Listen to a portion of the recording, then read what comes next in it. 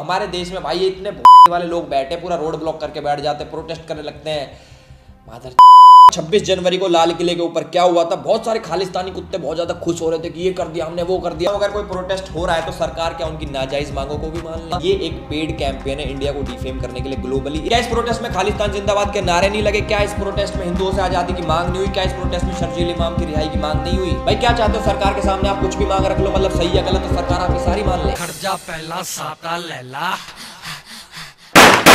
अस्सलाम वालेकुम, राम राम, सत श्री अकाल, क्या हाल चाल। ये वीडियो है तूफान सुनामी लाएगी अर्थ को एक 6000 कमेंट मार दो इस पे बिना ब्रेक। हम चुप थे, हमने रहम किया, पर कई लोगों ने वहम किया। निकलेगा थोड़ी देर है, क्योंकि डांटो ना तो कुत्ता भी बनने लग जाता शेर है। पैर खट जट्टा नाल भज नहीं होना, असीं पित्तड़ ना कईयां दियां हिक्कां खोलियां।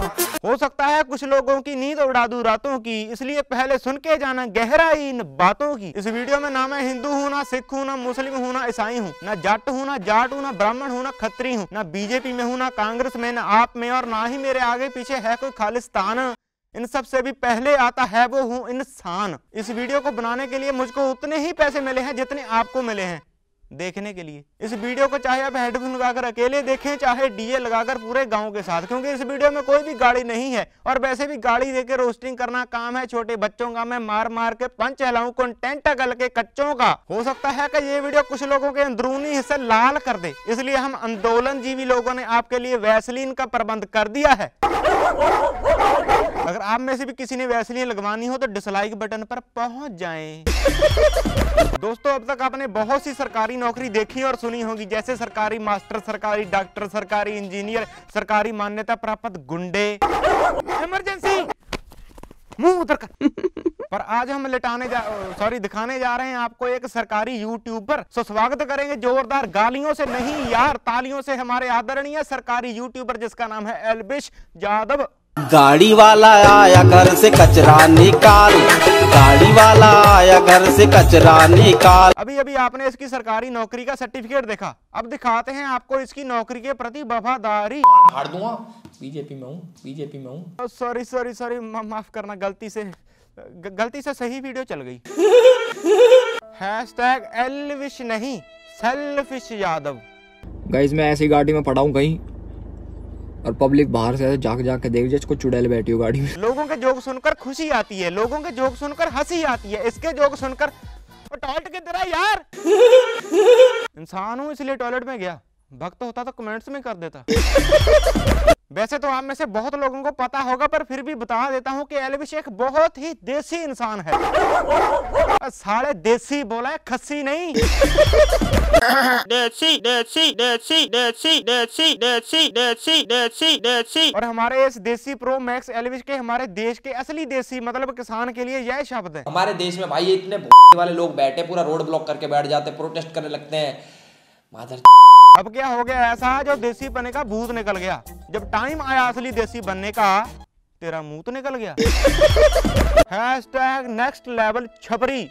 तो बिल मैंने भी पढ़ा है और मैं जानता हूँ कि भाई बिल से अगर लाखों लोगों का नुकसान है तो करोड़ों लोगों का फायदा भी है। खैर, करोड़ों का फायदा है या करोड़पतियों का, वो हमें पता है। पर अगर तुम्हें भी पता है कि लाखों लोगों का नुकसान है और उसके बावजूद भी कोई स्टैंड नहीं ले पा रहे हो, तो एक बार फिर सोच लो कि देशभक्त हो जा, पार्टी भक्त।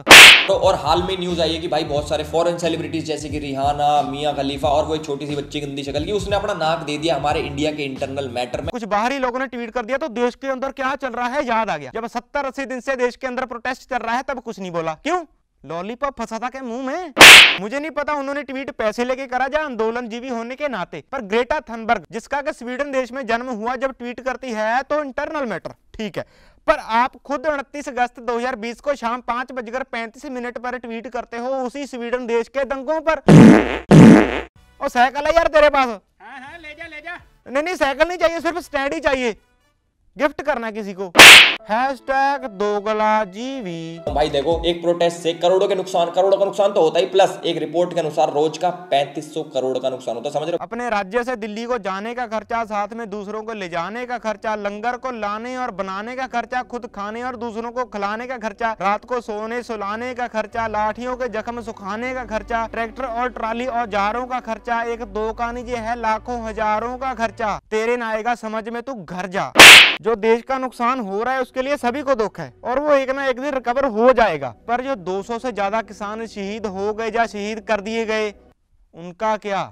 अब बात करते हैं भाई रिहाना के बारे में। रिहाना एक पॉप आर्टिस्ट है और उसका किसानों के साथ तो कोई लेना देना नहीं है, फिर भी भाई उसने ट्वीट कर दिया। इस हिसाब से तो मैं विराट कोहली को सपोर्ट कर ही नहीं सकता क्योंकि मेरा जी क्रिकेट से कोई लेना देना ही नहीं है। इस हिसाब से तो मैं दिलजीत दोसांझ की वीडियो शेयर कर ही नहीं सकता क्योंकि मेरा जी सिंगिंग से कोई लेना देना ही नहीं है। इस हिसाब से तो मैं अरविश यादव को रोस्ट कर ही नहीं सकता क्योंकि मेरा कबूतर की टट्टी से कोई लेना देना ही नहीं है। दोस्तों कैसा लगेगा आपको अगर आप आईफोन मंगवाएं और पार्सल पहुंचे सैमसंग का और अंदर से फोन निकले माइक्रोमैक्स का? ऐसा ही है इसका चैनल का नाम रखा है अरविश यादव ब्लॉग्स। खोलोगे तो मिलेगा रोस्ट खोलोगे तो मिलेगा ये। सिखों को हिंदू कम्युनिटी, हिंदू पॉपुलेशन, हिंदू भाइयों शेर बनो। जो मुस्लिम्स के साथ होता है, जो हिंदू और सिख्स के साथ होता है, बांग्लादेश में हिंदू पॉपुलेशन, अपन हिंदू कश्मीरी पंडित हूं, खालिस्तान जिंदाबाद में हिंदुओं से आजादी की, हिंदू फोबिया, एंटी हिंदू, हिंदुओं को डिफेम। कब तक बोल के धर्मों पर लोगों के मन भटकाओगे? अपना भी बोल एजेंडा तू यूं कब तक पूछ हिलाओगे? #एजेंडा जीवी। और भाई तुम आज क्या दुखी हो रहे हो कि मंदिर में किसिंग सीन करता दिखा दे? तुम बहुत छो में आ रहे हो। आज से 30 साल पहले जो बनी मूवी उसमें तो लड़की को छेड़ते हुए दिखा दिया मंदिर में, तब तो कुछ नहीं बोला तुमने। देखो किसी भी धर्म का मजाक उड़ाया जाना गलत बात है और मैं मानता हूं कि ये फिल्मों वाले मजाक उड़ाते हैं सभी धर्मों का। पर यादव जी आपकी अपनी वीडियो में ये क्या हो रहा है मंदिर में? ओ पंडित सेक्सी मंत्र पढ़ का भी ब्याह करवा दे जल्दी। सेक्सी मंत्र पढ़ का भी ब्याह करवा दे जल्दी। पंडित मुझसे यारा जड़ी सी टूट पड़ी मारे गए हम, लग दी लाहौर दिया पंडित बोहेमिया। खुद ही खुद का मजाक उड़ाते हो और दुनिया हमारे खिलाफ है। क्यों? तुम्हें माफ है? Punjabi singer sporting district Khalistani कुत्ते हो तुम। ट्विटर पर कहता है पंजाबी सिंगर खालिस्तानी कुत्ते और इंस्टाग्राम पर दुनिया ली गुंडा जड़ा यारां दी जानी यारियां ते करता है गब्बरू तमाम। ओ होया की जे पिंडां वाले देसी बजदे आओ मोड़िया किसे तो जट मुड़े आई नहीं। यार बंदा का सलेडा। अगर ये किसान है तो आतंकवादी कौन है? तू। दिल खुश हो गया है। मैं आपको बताना चाहूंगा 70 दिन में 10 बार से ज्यादा भाई इन दोनों के बीच में बात हो चुकी है, मतलब सरकार और फार्मर्स के बीच में। एक तरफ तो किसानों को खुलेआम आतंकवादी बोल रहा है और दूसरी तरफ बता भी रहा है कि सरकार की इनसे 10 से ज्यादा बार मीटिंग हो चुकी है। तो क्या समझे सरकार आतंकवादियों से मीटिंग करती रही? क्या इस प्रोटेस्ट में खालिस्तान जिंदाबाद के नारे नहीं लगे? क्या इस प्रोटेस्ट एक मिनट मतलब पिंडावाला का इतना खौफ के फोटो देखी और खालिस्तान के नारे सुनाई देने लगे। और दूसरी बात, ये फोटो दिल्ली की नहीं है, पंजाब के बरनाला शहर की है। वो पीछे लिखा है पढ़ लिया करो। IT साल वाले साले अनपढ़ी है। मतलब पीछे पड़ी हुई एक फोटो से आपने सभी को खालिस्तानी बना दिया। तो भैया जी आपके पीछे जो पांडा पड़ा हुआ है ना, वो चाइना का नेशनल एनिमल है। तो क्या समझे तू चाइना का सपोर्ट करता है और भारत से गद्दारी? ऐसे हैं तुम्हारे लॉजिक। एक तरफ तो अपने देश में जब कोई सरकार के खिलाफ जाए तो तुम्हारी देशभक्ति जाग जाती है और तुम खुद दूसरे देश में जाकर अपने ही देश के लोगों का मजाक उड़ाते हो। वीडियो देखो भाई, पहली चीज मैं मेट्रो में घुसा तो इनका मिली मेरे को टीवी। अब ये सेम चीज इंडिया में होती तो तुम्हें पता है इसके गल क्या हो जाता। 2 दिन लगी रहती, तीसरे दिन किसी घर मिलती। की लाइन देख लो, देखो वो वहाँ खड़ी है ना, तो यो लाइन के पीछे खड़ी है। आप देखो इसकी बारी आई तो हो जाएगी। हमारे में एक की टांट पे दूसरे बैठने हो रहे हैं। एक तरफ तो तुम्हें देश की फिक्र है, तुम्हें देश से प्यार है जो कि हम सबको है, और दूसरी तरफ तुम देश के ही लोगों को खालिस्तानी बोल रहे हो, आतंकवादी बोल रहे हो, IS वाले बोल रहे हो, अपने ही देश के लोगों को पाकिस्तान चले जाने को बोलते हो, ऐसे भड़काऊ ट्वीट करते हो, पुलिस को देश के किसानों पर लठ चलाने को बोलते हो। तो मेरे भाई फिर देश में प्यार किससे करते हो? नेताओं से। अगर कोई देश में सरकार के खिलाफ बोलता है तो इसका ये मतलब नहीं होता कि वो देश के खिलाफ बोल रहा है, और अगर तुम्हारे जैसे लोग सरकार को डिफेंड करते हैं तो इसका भी मतलब नहीं है कि तुम देशभक्ति कर रहे हो।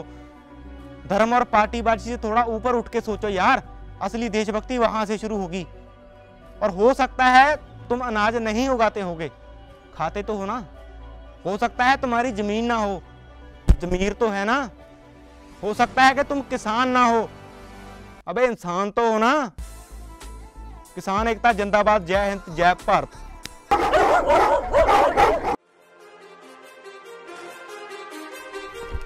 हो मुद्दा खत्म।